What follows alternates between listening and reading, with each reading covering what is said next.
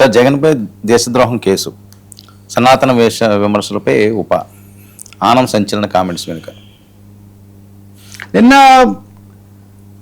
ఆనం రామనారాయణ రెడ్డి మంత్రి, ఈ దేవాదాయ ధర్మాదాయ శాఖ మంత్రి, పాపం చాలా విషయాలు ఆయన చుట్టే తిరుగుతున్నాయి, ఆ శాఖ చుట్టే తిరుగుతున్నాయి. కానీ ఆయన పెద్దగా మాట్లాడరు. రాజకీయంగా వేరే విషయాలు ఉంటాయి. ఆయన ఇంతకుముందు వైసీపీ నుంచి కూడా వచ్చారనుకోండి, అది ఎప్పుడో అయిపోయింది కదా, అది ప్రాబ్లం కాదు. ఆయనే కాదు, ఇదిగోండి, ఆయన నిన్న చాలా పెద్ద మాట అన్నాడు. ఇప్పుడు రావణ్ మీద కేసు పెట్టడమే చాలా తీవ్రమైన విషయము. మీరు మామూలుగా వీడియోలు, అసభ్య భాషణ, రెచ్చగొట్టడం ఇట్లాంటి కేసులు కాకుండా ఒకేసారి ఏకాఏకిన మీరు ఇది పెట్టారని అందరూ మాట్లాడుతుంటే, రామనారాయణ రెడ్డి అసలు జగన్మోహన్ రెడ్డి మీద దేశద్రోహం కేసు పెట్టాలి, జగన్మోహన్ రెడ్డిపై దేశద్రోహం కేసు పెట్టాలి అని కూడా ఉంది లోపల. ఇంకా జగన్మోహన్ రెడ్డి మీదే కాదు, అసలు ఎవరైనా కానీ సనాతన ధర్మాన్ని, మత విశ్వాసాలను నొప్పించే విధంగా మాట్లాడితే వాళ్ళ మీద వెంటనే కూడా పెట్టాలి. అంటే ఉపా ప్లస్ ఎడిషన్, దేశద్రోహం కూడా పెట్టాలి. జగన్మోహన్ రెడ్డి రావణ్ను సమర్థిస్తున్నాడు, ఇలా చేసిన రావణ్ను సమర్థిస్తున్నాడు కాబట్టి ఆయన మీద కూడా ఇది పెట్టాలని ఆనం రామనారాయణ రెడ్డి గారు చాలా చాలా తీవ్రమైన, నిజం చెప్పాలంటే. అయితే నెల్లూరు జిల్లా నుంచి ఇటువంటిది వస్తుంది. అంతకుముందు కోటమిరెడ్డి శ్రీధర్ రెడ్డి కూడా, వీళ్ళిద్దరు పూర్వాశ్రమంలో బాగా, శ్రీధర్ రెడ్డి అయితే ఇంకా దగ్గరగా ఉన్నాడు. ఏంటంటే రామనారాయణ రెడ్డి గారు చాలా కామెంట్స్ చేశారు.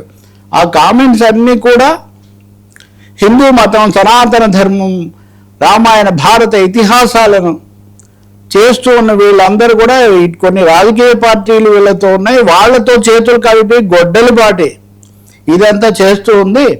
రావణ్ జోసెఫ్ అనే వ్యక్తి ద్వారా జగన్ రెడ్డి చేస్తున్న కుతంత్రం, కుట్ర రాజ్యాంగ విలువల్ని తగ్గించేదిగా ఉంది. వీళ్ళకి హక్కు ఎవరిచ్చారు?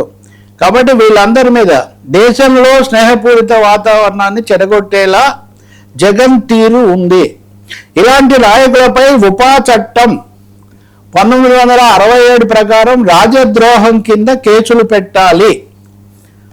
ఆ కేసుల ప్రకారం వీళ్ళందరినీ శిక్షించి తీరాలి. అప్పుడే గొడ్డలి పార్టీ దుర్మార్గ చర్యలకు అడ్డుకట్ట పడుతుంది. వైసీపీ పాలనలో పెట్టారు, రఘురామకృష్ణరాజు మీద పెట్టినట్టున్నారు. కాబట్టి ఇదంతా కూడా ఒక కుట్ర.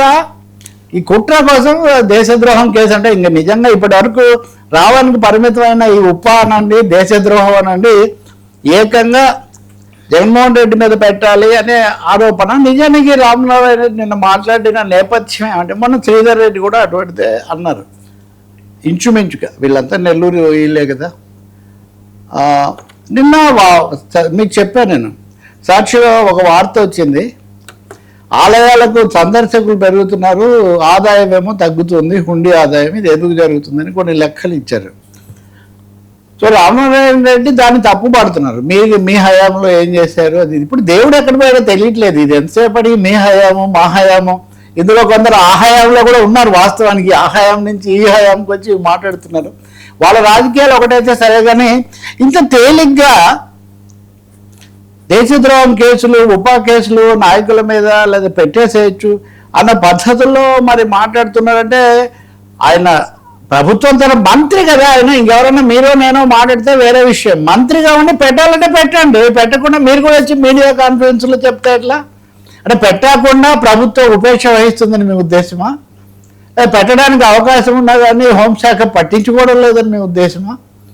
కాబట్టి అంటే లేదా ఉదాహరణగా మీరు జగన్మోహన్ రెడ్డి మీద ఔదార్యం చూపించి పెట్టడానికి అవకాశం అని, ఇవన్నీ లాజికల్ క్వశ్చన్స్. ఇవేం పెద్ద దీనికి అంత ఆలోచన కూడా అక్కర్లేదు. అది ఇది కాకపోతే రాజకీయమైన ఒక వైరంతో మాట్లాడుతున్నారో తెలీదు.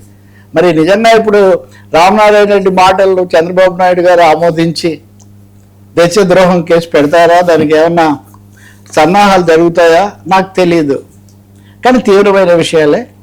తిరుపతి లడ్డూ దగ్గర నుంచి తాజాగా వచ్చిన ఆదాయం లెక్కల వరకు, ఆఖరికి సింహాచలం భూములను డేటా సెంటర్కు కట్టబెడుతున్నారన్న దాని మీద విశాఖపట్నంలో జరుగుతున్న ఆందోళన వరకు, ఏ అంశం మీద ఆనం రామనారాయణ రెడ్డి గారు సకాలంలో వచ్చి స్పందించిన దాఖలాలు లేవు. స్పందించనివ్వడం లేదా, స్పష్టత లేదా, లేకపోతే ఆయనకు స్వేచ్ఛ లేదా మనకు తెలియదు. కానీ ఈ అంశంలో ఎవరెత్తారు? మరి దీనికి చంద్రబాబు నాయుడు గారు లేదా హోంమంత్రి అనిత గారు వీటన్నిటిలో ఎక్కడ ఏం మాట్లాడిపోవటం కూడా నిజానికి మధ్యలో ఎప్పుడైనా ఒకటి అలా ట్వీట్లేమో కానీ తెలియదు. అంటే సమన్వయం లేదా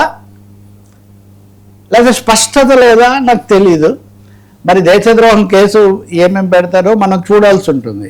ఈ లోపల రావణ్కు సంబంధించి ఈరోజు మనం చర్చిస్తున్న రావణ్ సిరీస్లో 2 పరిణామాలు మాట్లాడుకోవాల్సి ఉంది. ఒకటి, రావణ్ మీద హెబియస్ కార్పస్ పిటిషన్ హైకోర్టులో ఏదైతే వేశారో దాన్ని హైకోర్టు తోసిపుచ్చింది. జడశ్రావణ్ని వాదించారు అక్కడ. మీరే ఆయన పోలీసులు పట్టుకెళ్ళారు, ఈ కేసులు పెట్టారని మీరే అంటారు. మళ్ళీ మీరే హెబియస్ కార్పస్ వేస్తే మనిషి ఆచూకీ తెలియకుండా పోయినప్పుడు కదా హెబియస్ కార్పస్. కాబట్టి మేము దీన్ని స్వీకరించట్లేదు, తోసిపుచ్చారు. అయితే నేను ఇక్కడ గమనించలేదు, తోసిపుచ్చారు కాబట్టి అయిపోయింది. కానీ వ్యాఖ్యలు చేయలేదు, జోక్యం చేసుకోలేదు హైకోర్టు రావణ్ కేసు తన ముందుకు ఏ రూపంలో అయినా సరే వచ్చినప్పటికీ కూడా జోక్యం చేసుకోవడానికి కానీ డైరెక్షన్ ఇవ్వడానికి కానీ జనరల్ కామెంట్స్ చేయడానికి కూడా సిద్ధపడకపోవడం ఇక్కడ మనం గమనిస్తాం.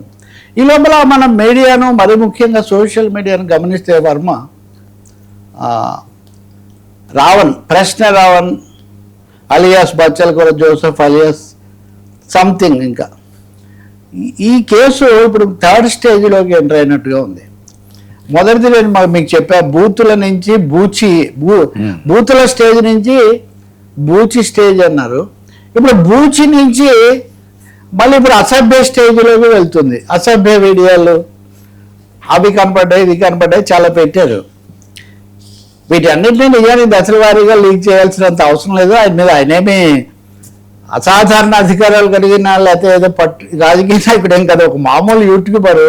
ఆయనకు నేపథ్యం ఏమన్నా ఉంటే మీరే తేల్చాలి. కానీ ఇప్పుడు అవెందుకంటే 1 by 1 ఇప్పుడు ప్రతిసారి ఆయనతో ఆగట్లేదు. ఆయనతో ఇంకా చాలా మందిని ముడిపెట్టి, ఆయనతో ప్రకాష్ రాజును, ఆయనతో ఇంకొకరిని, కొంతమంది జర్నలిస్టులను ముడిపెట్టి కూడా చేస్తున్నారు. కాబట్టి ఇది కొనసాగుతుంది ఈ ప్రహసనం. నిజంగా ఇది ఎక్కడో చోట దీనికి ఫుల్ స్టాప్ పడాల్సిన అవసరం ఉంది. మీరు చేసే దర్యాప్తు ఏదో కోర్టు ఉత్తర్వు ప్రకారం చేయండి.